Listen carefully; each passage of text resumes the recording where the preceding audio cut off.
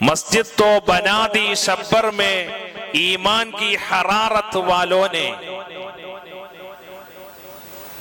ഹൃദയത്തിൽ ഈമാനിന്റെ ചൂടുള്ള ആളുകൾ ഒറ്റ രാത്രിക്കുള്ളിൽ മസ്ജിദിന്റെ നിർമ്മാണം പൂർത്തിയാക്കി.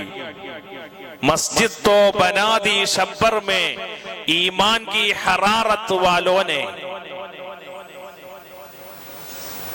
വിശ്വാസത്തിന്റെ ഊഷ്മാവ് ഉള്ളിലുള്ള, അതിന്റെ തിരയിളക്കം ഉള്ളിൽ തട്ടിയ ആളുകൾ ഒറ്റ രാത്രി കൊണ്ട് പള്ളി മനോഹരമായി നിർമ്മിച്ചു.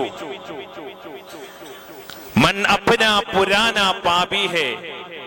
അപ്പോഴും എന്റെ ഹൃദയം പഴയതുപോലെ പാപിയാണ്.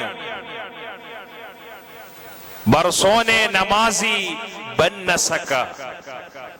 എത്ര കാലം കഴിഞ്ഞിട്ടും എനിക്ക് യഥാർത്ഥ നമാസിയാകാൻ, യഥാർത്ഥ ഒരു നിസ്കാരക്കാരനാകാൻ എനിക്ക് കഴിഞ്ഞിട്ടില്ല.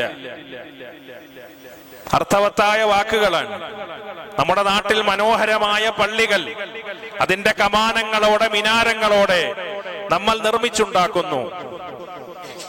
ആളുകളുടെ മുന്നിൽ, സമൂഹത്തിൽ തല ഉയർത്തി നിൽക്കുന്ന ഇസ്ലാമിന്റെ ചിഹ്നങ്ങളും അടയാളങ്ങളുമായി നമ്മുടെ പള്ളികൾ നിലകൊള്ളുമ്പോൾ ആ പള്ളികളിൽ നേരത്തെ പറഞ്ഞ വിശുദ്ധ ഖുർആൻ വിശേഷണം നൽകിയ ആ റിജാലുകൾ,